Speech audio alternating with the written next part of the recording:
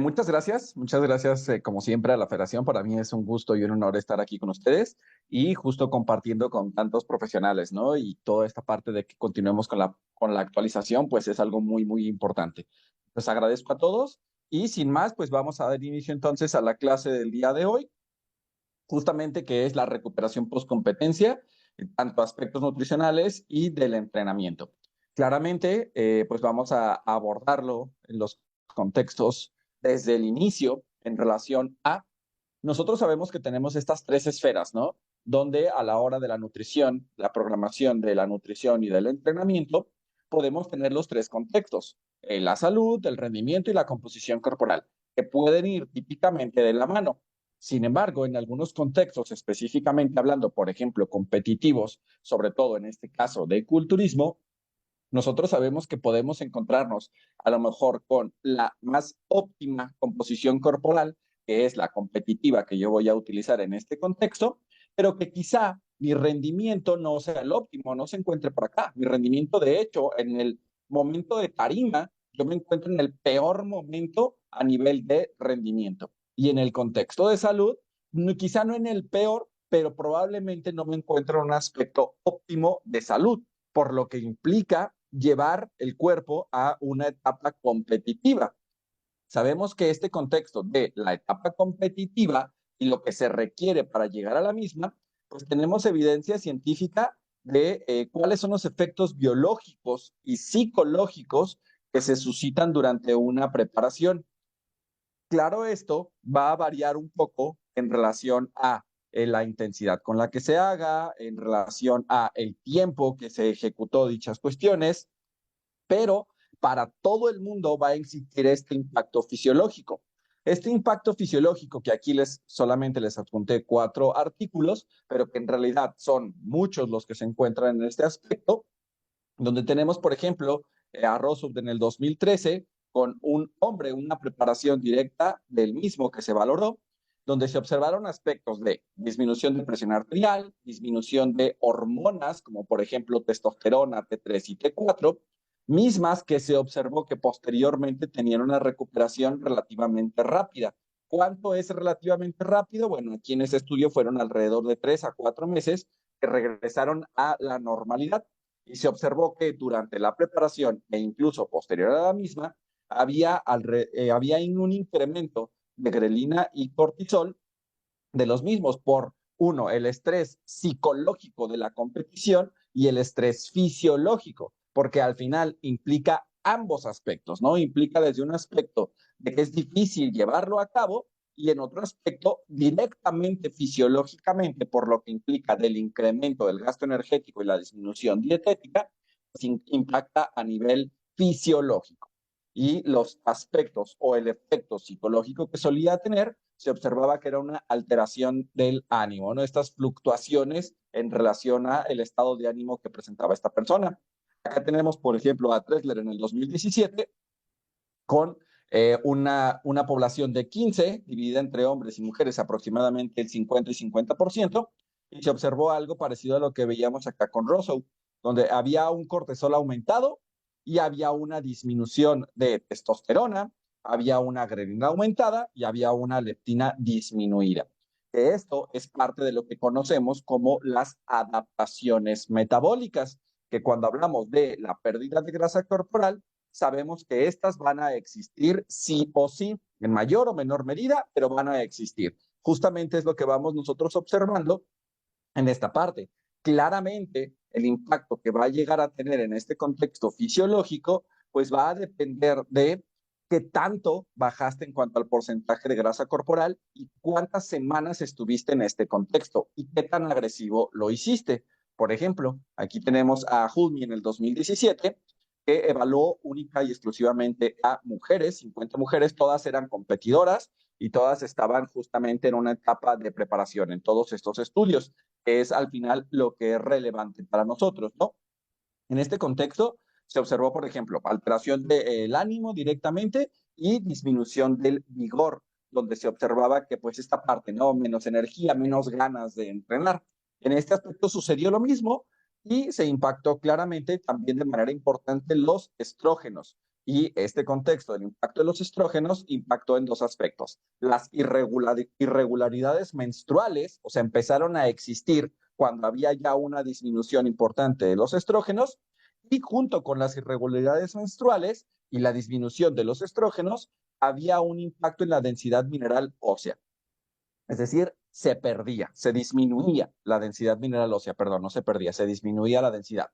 Claramente, también se observó que posterior a lo mismo, cuando ya estuvo la etapa recuperación post-competencia, esta densidad se recuperaba hasta un estado basal. Entonces, justamente podemos ir observando estos aspectos, ¿no? Acá tenemos otro estudio, justamente en competidoras mujeres, donde se observaba esto. Tenemos la densidad mineral ósea, el estado de ánimo, algunas hormonas, donde teníamos, ok, todas después de la dieta, todas cuando había ya directamente, vamos a suponer que tú estuviste en un estado basal, calorías de mantenimiento o superávit, luego estuviste en una restricción energética, llegaste a la parte de preparación y todas estas hormonas disminuyeron y el impacto directamente a nivel psicológico y a nivel de la densidad ósea, todas, pero en su mayoría se recuperaron a un estado basal, otra vez, de 3 a 4 meses posterior a la misma. Quizá no todas, como sería, por ejemplo, la T3 y la testosterona. Aunque se hablaba dentro de este contexto con relación a los autores, mencionaban que era probablemente que no se recuperaba, no tanto por el tiempo, sino por cómo se hacía esta etapa post-competencia, que había dos diferentes contextos, que son justo los que vamos nosotros a estar hablando en un poquito más adelante.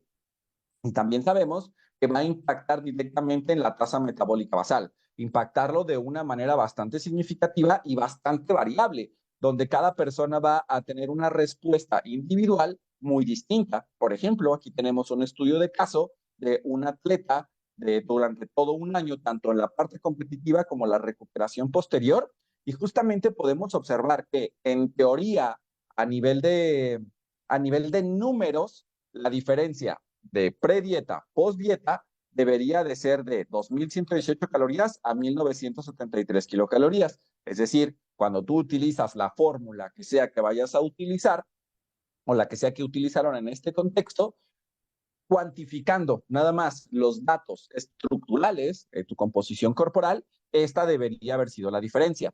Sin embargo, cuando realmente ya se llevó a cabo con una calorimetría indirecta, se observó que la cantidad de calorías reales que esta persona gastaba posterior a la competencia, pues era 1.283 calorías, no las predecidas de 1.973. Estas adaptaciones metabólicas justamente van a impactar mucho en el gasto energético basal posterior al mismo. Y esto se debe principalmente, todos estos impactos hormonales, psicológicos, fisiológicos, se deben especialmente a esta situación, la baja disponibilidad energética que se va a suscitar durante la competencia, sí o sí. ¿Por qué se va a suscitar en este aspecto?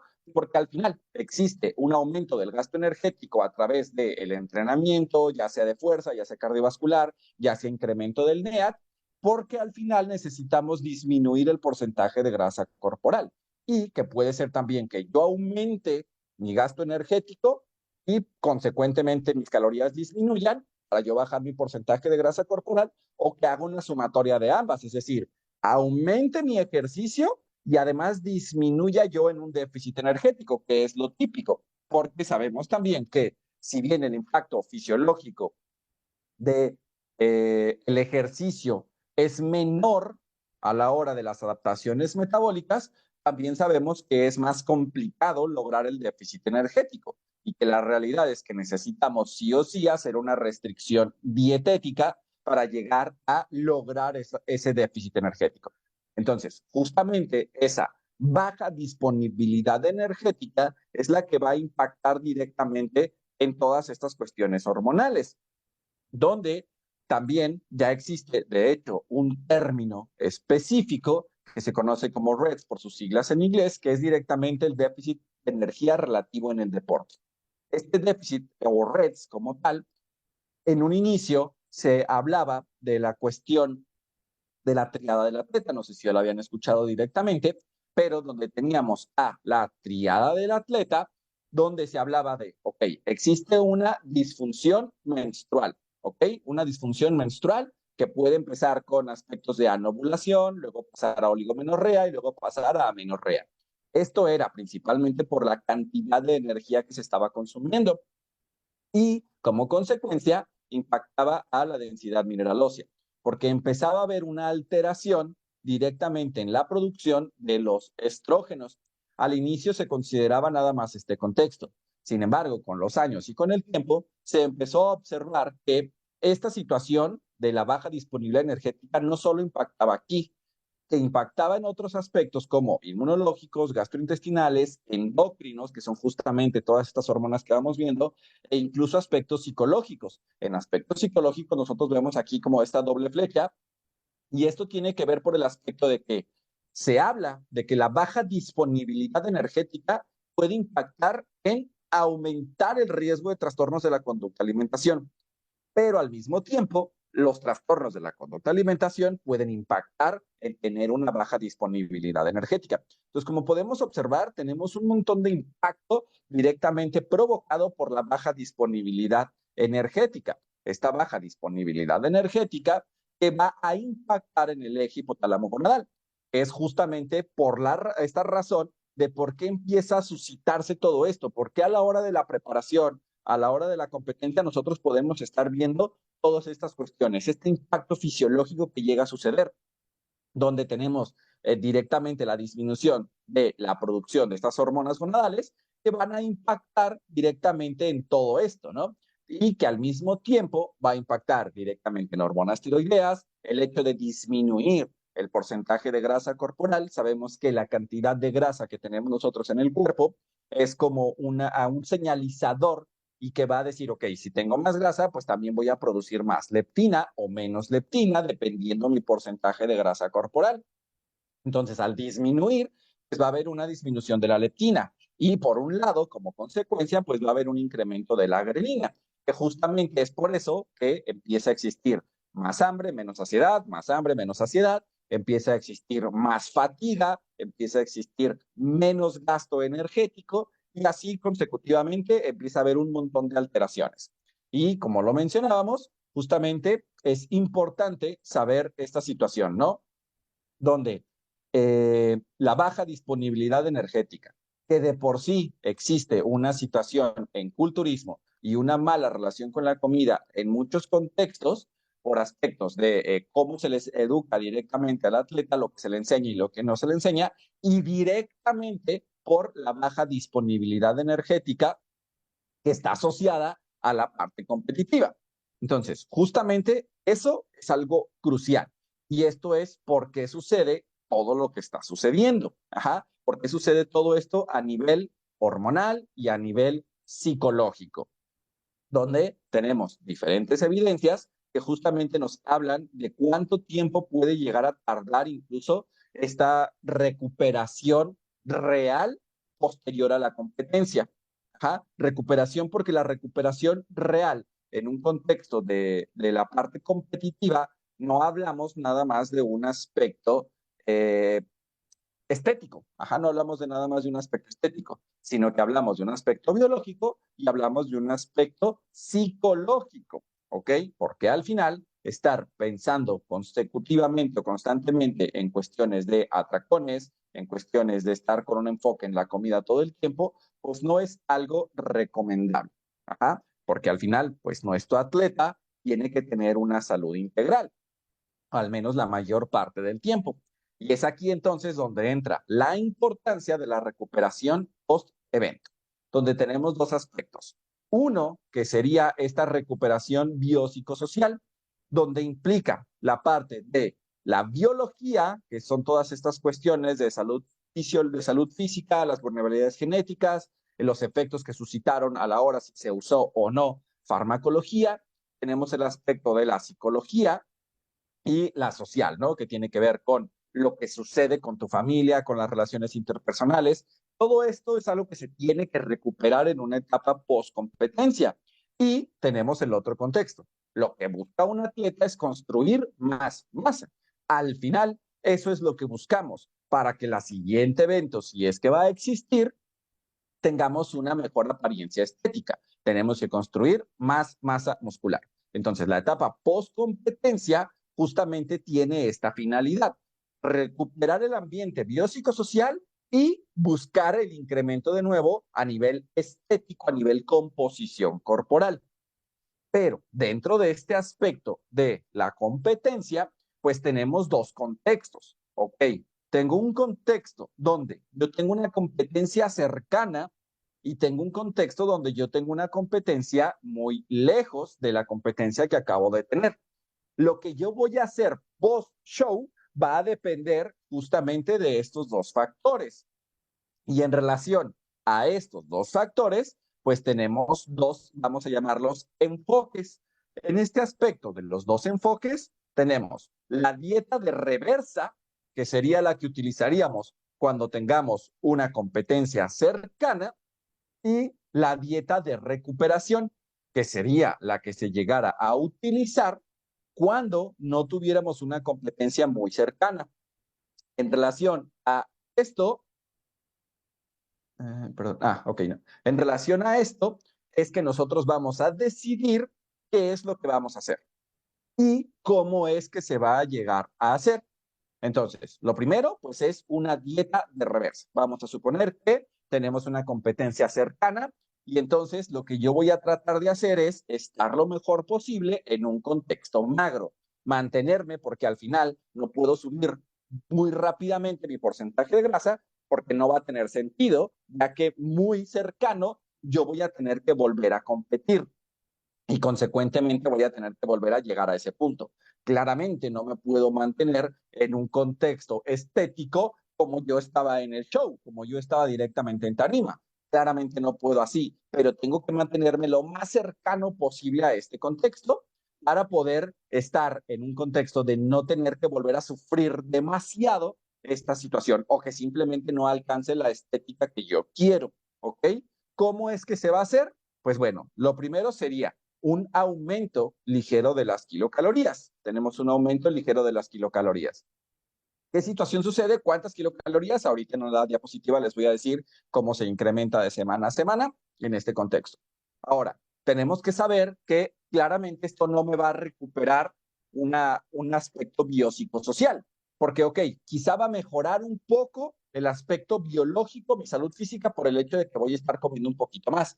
Sin embargo, pues el aspecto biopsicosocial, recordemos que impacta en la situación psicológica, que es el estrés por la competencia, que el estrés va a continuar porque tenemos otra competencia, que el estrés va a continuar porque seguimos con el entrenamiento igual, porque seguimos también con la parte del déficit energético, aunque estemos comiendo un poquito más de lo que estábamos comiendo antes de la primera competencia, pero aún así yo no estoy en un superávit energético, ¿no?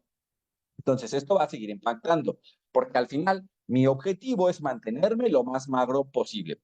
Y esta situación de la dieta de reversa tenemos que considerarla que puede existir en dos contextos. Las competencias, o sea, ok, yo voy a continuar en las competencias, y una presión social a la que lamentablemente los atletas se ven involucrados, donde pues claramente nuestro trabajo como asesores o como atletas o entrenadores es tratar de orientar a que separen este contexto, ¿no? La presión social de, oye, pues ya no te ves bien, ¿no? O ya no te ves como estabas, te veías mejor cuando estabas en la preparación. Pues sí, claramente, ¿no? O sea, a nivel estético, pero obviamente yo no puedo ni es saludable mantenerme así. O sea, mantenerme en ese contexto no es algo que va a llegar a suceder. Entonces, justamente puede existir esta presión social, redes sociales, personas, familiares, amigos, etcétera. Entonces, tenemos que entender esta parte. Si tenemos una presión social, pues lo recomendable sería que no existiera una dieta de reversa. Si es por cuestiones externas, pues eso sería lo recomendable. Claramente, si tenemos otra competencia, pues se puede. Sin embargo, tener que entender que claramente este aspecto de estar constante y constante y constante y constantemente en competencias una tras otra y no permitir esta recuperación biopsicosocial, pues puede llegar a impactar a mediano o largo plazo en la salud del atleta, que de por sí ya se ve afectada durante las etapas competitivas. ¿Ok? Entonces, ahora, la dieta de reversa, ¿qué es lo que vamos a hacer? Pues se incrementa por semana. ¿Cuánto se incrementa por semana? De 10 a 30 gramos de hidratos de carbono, 5 a 10 gramos de lípidos, proteínas se mantienen igual como lo estabas trabajando anteriormente y vamos a disminuir un poquito el cardio, 5 a 10 minutos del cardio.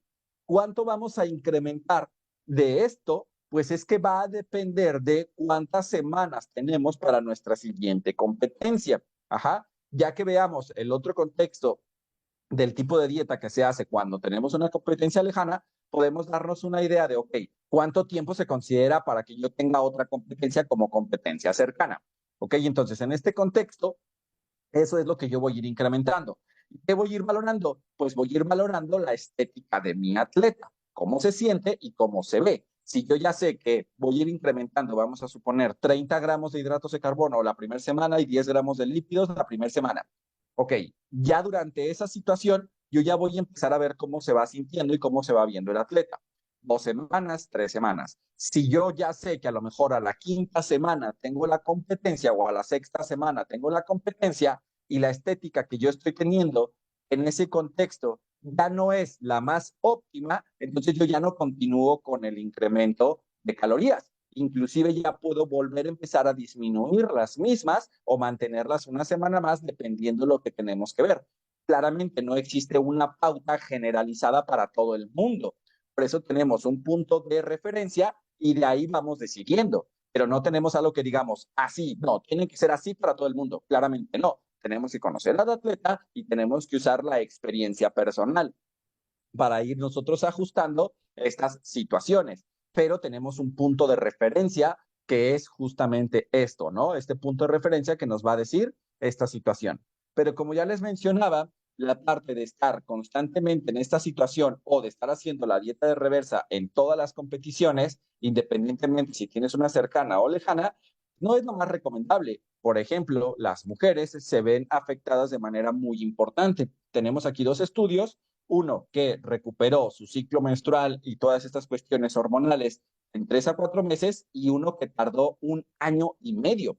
Recordemos que el hecho de que pierdan la menstruación, la regla y las alteraciones con la misma, no nada más se traduce en que no va a arreglar. O sea, ojalá fuera nada más eso, ¿no? Sino todo un impacto psicológico, biológico que va a afectar la salud del atleta. Entonces, ¿cuál fue la diferencia en estos dos contextos? Pues justamente una dieta de reversa durante 10 semanas y que tardó en llegar a su porcentaje de grasa corporal, o sea, que tardó en aumentar su porcentaje de grasa corporal a lo que tenía antes de iniciar la preparación. Vamos a suponer que iniciabas la preparación con un 20% de grasa corporal, bueno, tardó 20 semanas en llegar a ese porcentaje de grasa corporal. Entonces, ¿qué pasó? Pues bueno, justamente el impacto fue tan lento que provocó que tardara muchísimo en el organismo a restablecerse todas estas cuestiones. Y la recuperación a 3, 4 meses, pues fue porque hubo un aumento rápido de peso, rápido de porcentaje de grasa corporal. Ahorita, en el otro contexto de dieta, les diré que sería rápido, cómo lo cuantificaríamos en ese contexto, pero aquí sería el ejemplo, ¿no? De por qué eh, valorarlo como un aspecto de, ok, vamos a tener otra competencia, hay que hacerlo de esta manera. Pero también pensar en que no es lo más saludable estar compite y compite y compite y compite constantemente y nunca permitir esta cuestión. Además de que claramente no solamente es eso, sino que no te permite ni siquiera tener suficiente tiempo para una etapa de construcción muscular y que realmente exista una diferencia entre un show y el posterior, ¿ok? Porque al final la ganancia de masa muscular pues es un factor que lleva tiempo, o sea, es un factor que nos va a costar tiempo y que consecuentemente pues tenemos que tener suficiente planificación entre una competición y la siguiente. Y mientras más avanzado es, todavía va a ser más y más complicado, incluso utilizando o no farmacología. Entonces, justamente, pues tenemos que tomar esa situación a consideración a la hora de decidir si vamos a estar compitiendo y compitiendo. Tomar, ok, no es nada más, ok, vamos, tú aguanta, aguanta, aguanta. No, o sea, es un aspecto psicológico y es un aspecto fisiológico. Que reitero, si alguien es atleta, tiene que pensarlo para sí mismo. Y si alguien es asesor, pues tiene que pensarlo para sus atletas. Porque al final, como comenta Mautelles, pues justamente el culturismo no es un sprint, es más un maratón. Entonces tenemos que verlo a largo plazo, ¿sale? y por ende, pues tenemos que saber lo que sucede si yo hago una dieta de reversa, cuidando esta cuestión porque compito muy frecuentemente, o por un aspecto presión social o un aspecto personal de miedo de ganar un poco el porcentaje de grasa, de incrementar un poco el porcentaje de grasa y perder esa composición que yo tenía en tarima, ¿no? Porque al final pues, va a suceder. O sea, tenemos que entender que es parte del proceso. Y bueno, ahora ya que tenemos esta parte, pasamos a una dieta de recuperación. Una dieta de recuperación que es el otro contexto, ¿no? Donde ya tengo yo una competencia lejana y consecuentemente ya no necesito mantenerme con una estética muy magra. Claramente, cuidar mi composición corporal, pero no mantenerme con una estética muy magra en esa situación. ¿Qué sucede aquí? Pues bueno, justamente la recuperación biopsicosocial va a tardar alrededor de 3 a 4 meses. Eso es el estatus que pudiéramos considerar como óptimo. ¿Qué sería lo idóneo? Pues realizar una analítica para valorar cómo se encuentra el estado hormonal de la persona posteriormente, 3 a 4 meses posteriores. Y claro, valorar, por ejemplo, en el caso de las chicas, cómo se encuentra el ciclo menstrual también. Si ya regresó, no ha regresado, si ya regresó y has tenido más de un mes, si el siguiente fue regular o no fue regular. Eso es justamente lo que nosotros tenemos que ir valorando, ¿ok? Pero tendría que tardar alrededor de 3 a 4 meses esta cuestión. Aquí, justamente, el incremento de kilocalorías es más rápido. Ahorita les diré cuánto significa más rápido, pero tiene que ser más rápido, ¿ok? Pasamos prácticamente a un aumento de peso y grasa corporal casi inmediatamente post competencia, justo con la finalidad de recuperar toda esta situación biopsicosocial y también con la finalidad de volver a poner más masa. O sea, al final recordemos que estar en una etapa de déficit energético por sí mismo, todo el ambiente anabólico, todo el ambiente hormonal, psicológico, el estado de ánimo, energía, estas ganas de entrenar, no son las mismas, claramente, estando con un porcentaje de grasa relativamente más elevado. Por ejemplo, un atleta que es natural, que no está utilizando de manera exógena testosterona, cuando está, por ejemplo, un hombre por debajo de un 10% de grasa corporal, su testosterona también va a empezar a caer, estando en déficit o no estando en déficit, ¿ok? Esto quiere decir que, por ejemplo, tenemos como este ratio, ¿no? Donde subir mucho el porcentaje de grasa corporal, por arriba del 18-20%, va a disminuir testosterona en hombres. Digamos, entonces hay que estar magros para mejorarla. Sí, pero hasta cierto punto. Porque cuando bajas más de eso, aunque ya estés en un 8% y ya estés en un mantenimiento de kilocalorías, tu testosterona va a estar disminuida. Justamente entonces, eso es algo que tenemos que considerar a la hora de decir, ok, voy a poner más masa directamente en mi cuestión muscular, en mi estética corporal. Por ende, pues sería relevante tomar eso en consideración. Para eso tenemos 3 tipos de enfoques, que son justo los que vamos a ver a la hora de la dieta de recuperación. Un aumento gradual y estructurado hasta llegar a las calorías de mantenimiento, que son los que vamos a ver enseguida. Un ad libitum, ok, justo post-show. Te permitimos esta situación post-show. Y seguido con un incremento gradual estructurado a kilocalorías de mantenimiento. Sin embargo, aquí pues hay que manejarlo con cautela la situación de los atracones que pueden llegar a existir post competencia, sobre todo por el aspecto psicológico, que obviamente pues lo ideal sería un trabajo multidisciplinario, ¿no? Algo que pues no nos compete a nosotros, pero sí que tenemos que hacerle ver al atleta que sería ideal tomar esto en consideración, sobre todo por toda la situación que existe con los trastornos de la conducta alimenticia, por las cuestiones hormonales y por las cuestiones psicológicas y las cuestiones que tienen que ver con la educación, la presión social. Pues justamente es eso. Y un regreso inmediato a kilocalorías de mantenimiento. Pues justamente eso es lo que vamos a ver. ¿Qué es lo que tenemos que buscar nosotros? Pues es lo siguiente. Aumentar un 5 a 10% sobre el peso en escenario, al menos 1 a 2 meses post evento. Es decir, si yo directamente en el escenario, antes de la competencia tenía X peso, pero ya en el escenario llegué con 70 kilogramos, entonces yo en 1 a 2 meses debería estar incrementando al 5 al 10% de lo que presenté en ese momento.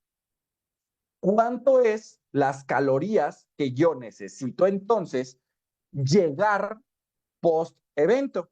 Que podemos empezar con un incremento gradual, pero que al menos en 1 a 2 meses yo ya esté consumiendo alrededor de, cuando menos, 35 kilocalorías en el primer mes sobre masa libre de grasa. ¿Cómo hacemos esto? Pues simplemente sacamos el porcentaje de grasa corporal de la persona, vamos a suponer los mismos 70 kilogramos, se hace con relación al porcentaje de grasa corporal que tenía, vamos a suponer que tuviera un 5% de grasa corporal, pues estaríamos hablando que tendría más o menos 66.5 kilogramos de masa libre de grasa.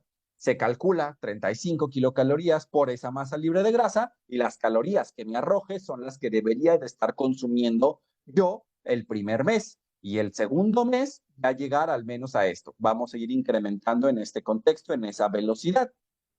Y un surplus inmediato de 5 a 10% sobre el peso en tarima. Es decir, si yo vuelvo a calcular dietéticamente a nivel de la fórmula que yo utilicé, vamos a suponer que utilizaste, no sé, Mifflin, Tinsley, y lo vuelves a calcular con el peso de tarima. Una vez que llega esto, incrementas el 5 a 10% de manera inmediata. O sea, prácticamente, quizá no el día del evento, pero al posterior ya tiene que haber un incremento calórico en esa magnitud, sobre todo considerando las alteraciones hormonales que se están llevando a cabo. ¿Cómo podemos hacerlo también? Sería realizarlo de la siguiente manera. La primera semana posterior al evento, vamos a estar duplicando las kilocalorías de las que estaba consumiendo una semana antes de la peak week. Una semana antes lo que yo estaba consumiendo, porque normalmente pues estamos bajo, bajo, bajo, y en la semana peak week pues suele haber un incremento ligero a nivel calórico y obviamente a nivel de hidratos de carbono, como lo hagas, ¿no? Un friend load o como sea que lo vayas a realizar en este contexto, pero utilizar las calorías que ya estaba una semana antes. Ya que tenemos este contexto de una semana antes, entonces posteriormente vamos a duplicar el aspecto calórico la primera semana.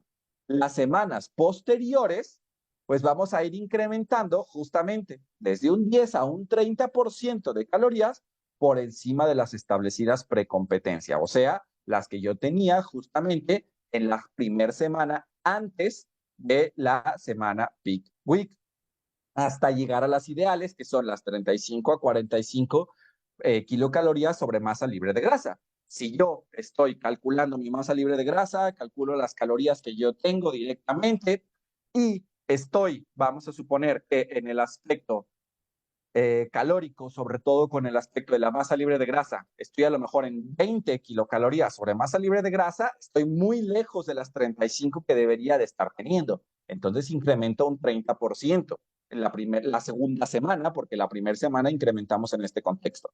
Luego, si ya estoy aquí, incrementé y llegué a lo mejor con este 30% de kilocalorías, llegué a un 30% de kilocalorías sobre masa libre, a 30 kilocalorías sobre masa libre de grasa, pues la tercera semana a lo mejor ya nada más incremento el 10 para llegar a las 35 kilocalorías sobre masa libre de grasa.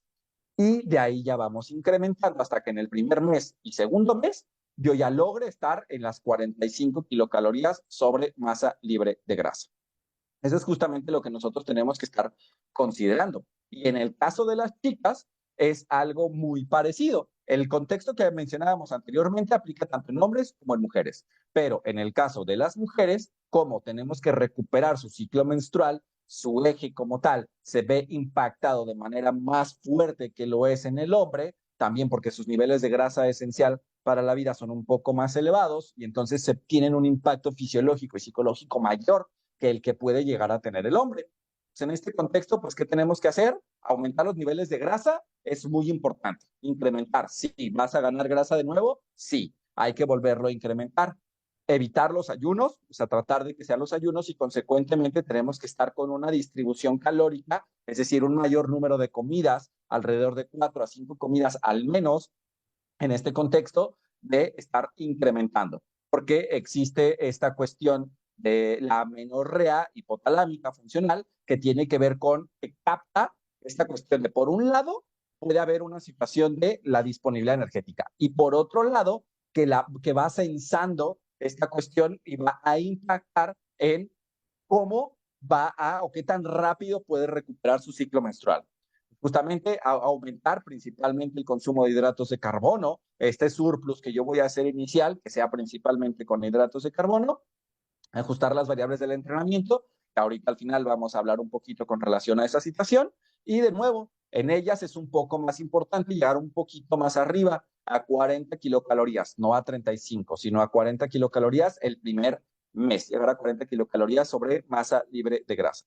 Eso es justamente lo que nosotros tenemos que estar considerando a la hora de la situación con relación a la nutrición posterior a el evento. Claramente, pues es algo que ya tenemos que ir decidiendo de manera individual, pero ya tenemos los parámetros. Otra vez, sí, la experiencia claramente es crucial, pero tenemos que saber hacia dónde. O sea, ok, ¿por qué? ¿Cuánto voy a incrementar? 100, 200, 300, 400, 500 kilocalorías. Voy a incrementar el 10, el 20, el 30, el 50, el 60. Pues bueno, justamente es lo que nosotros estábamos observando aquí.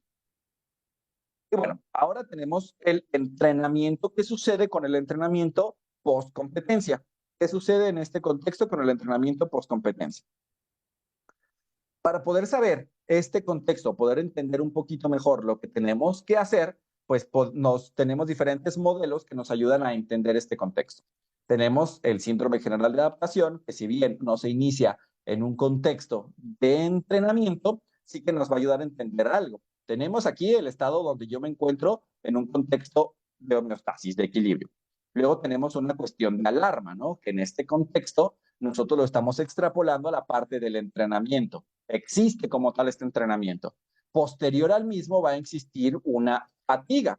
Yo cuando termino de entrenar no voy a estar igual que cuando estaba antes de entrenar.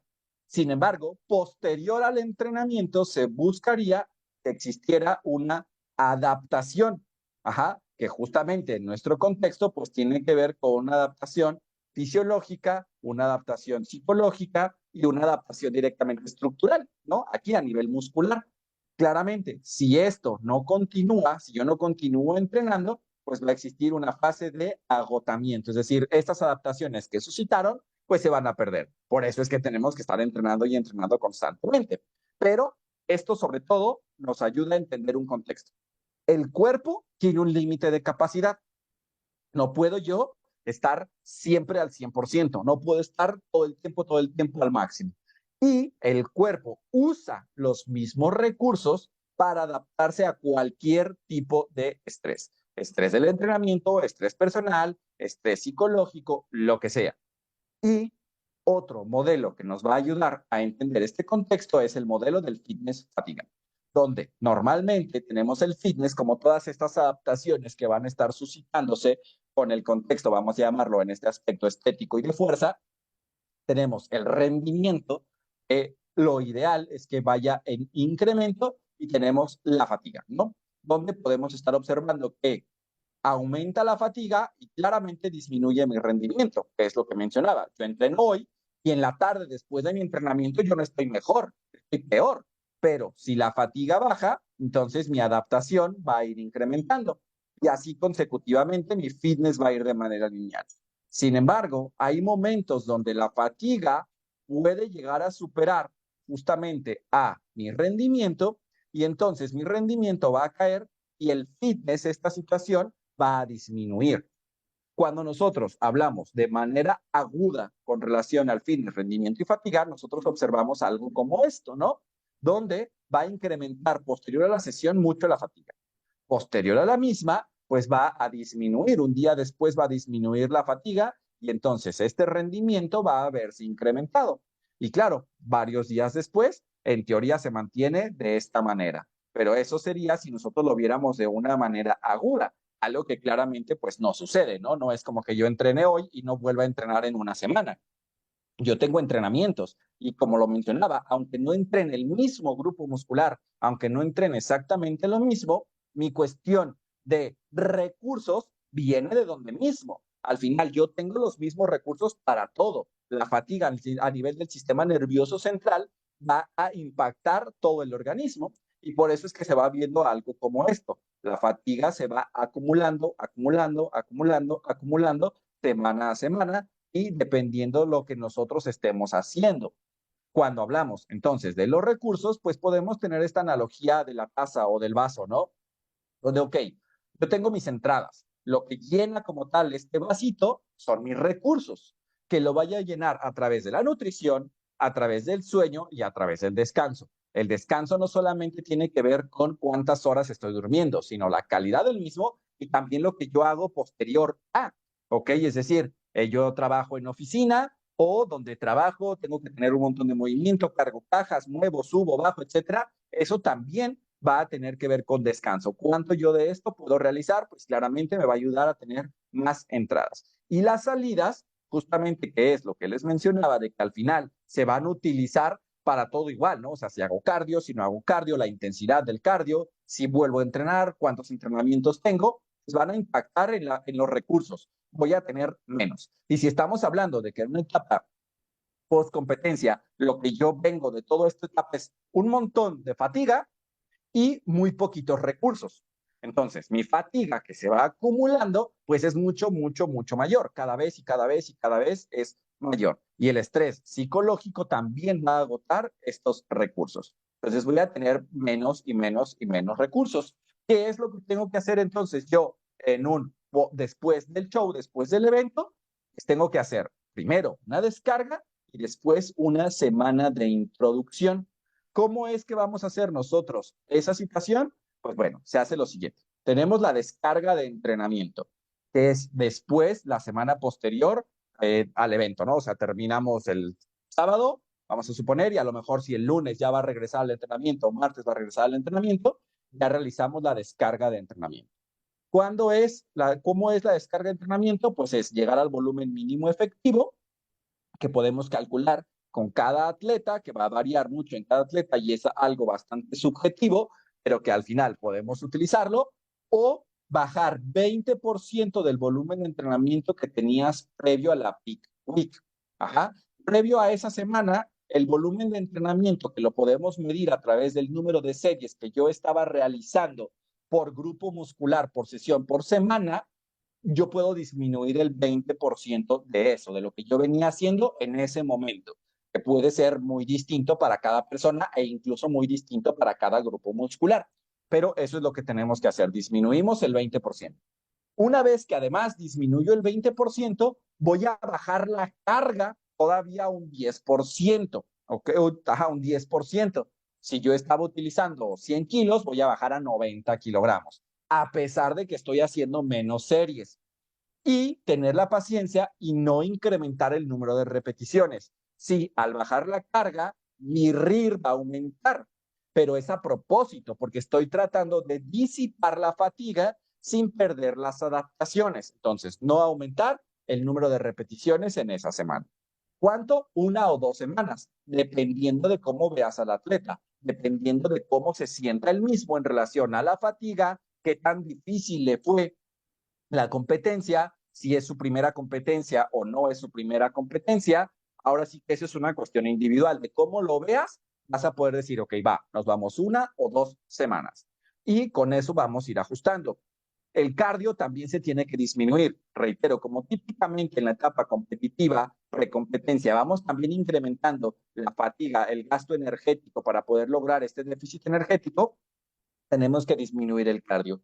¿Qué tanto? A un 30 o 50%. Volvemos a lo mismo, valorando si yo estoy haciendo o estaba haciendo 1 hora, pues cuánto voy a estar haciendo, ¿no? Media hora distribuido. Si estaba haciendo media hora, pues 15 minutos. Y así sucesivamente nosotros vamos a ir disminuyendo este contexto.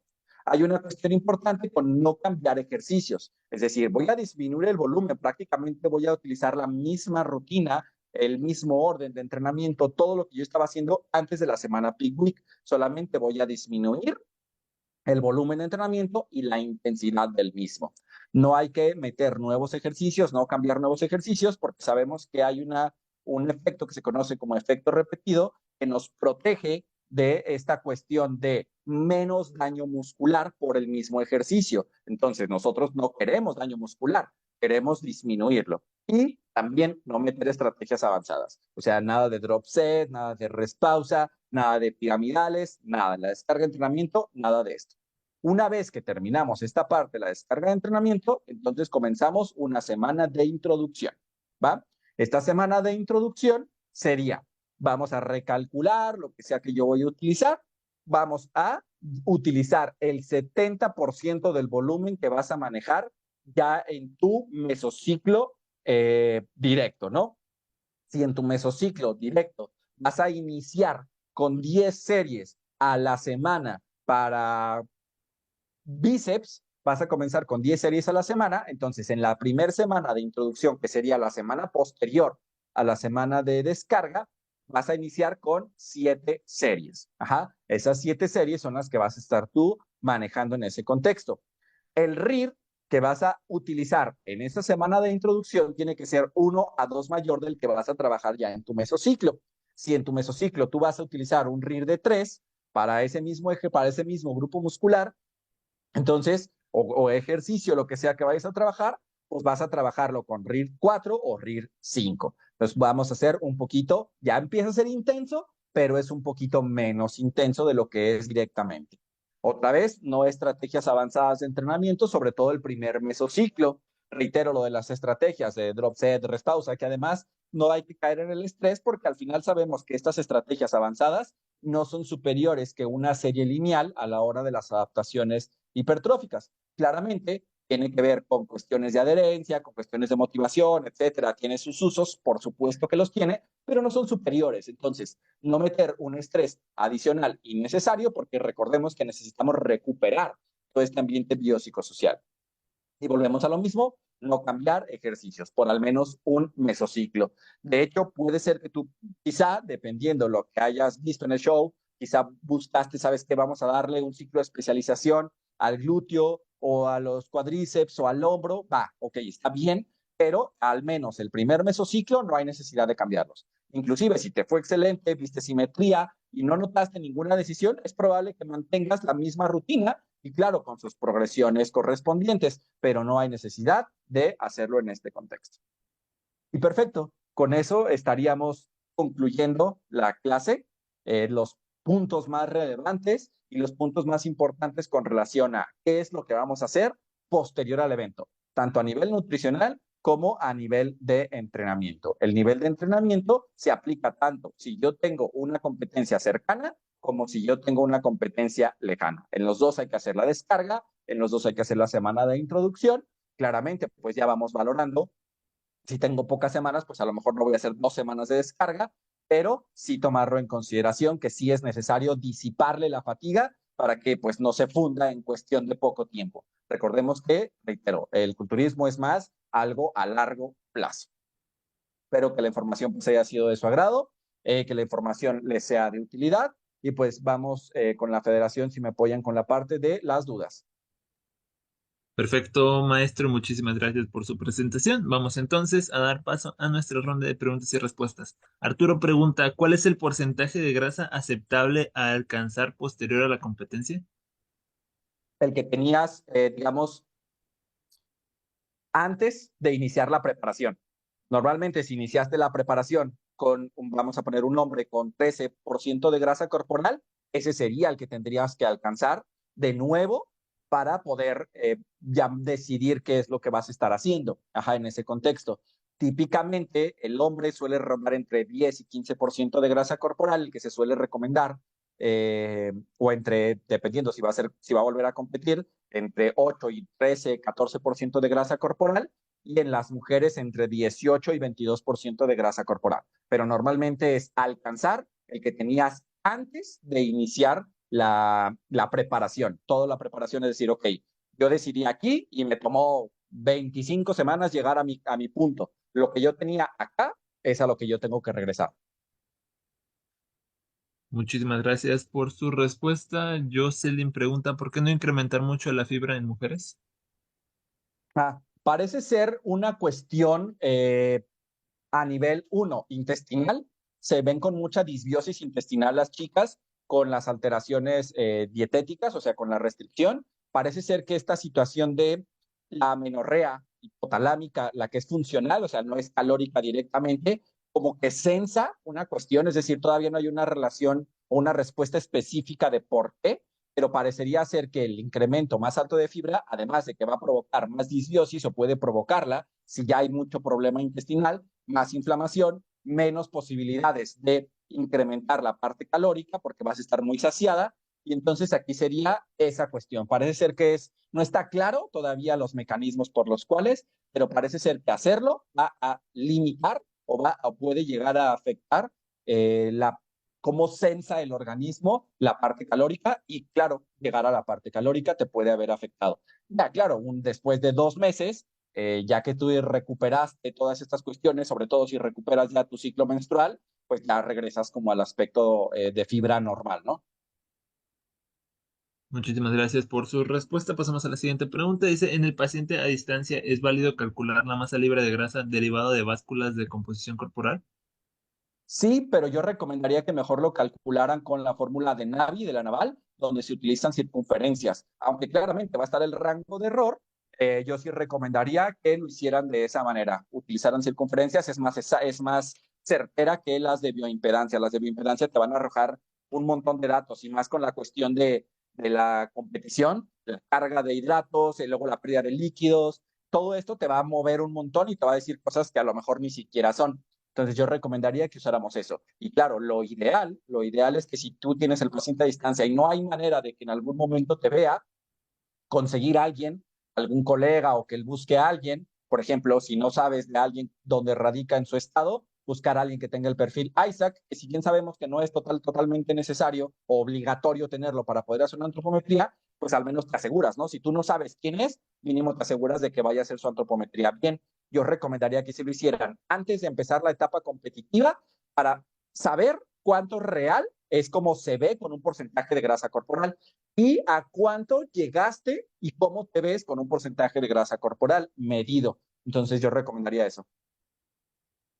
Muchísimas gracias por su respuesta, maestro. Enrique pregunta, sabiendo que cada cuerpo es diferente, ¿cómo puedo informar a mi paciente que la parte post-competencia es igual de importante que la preparación? Educándolo.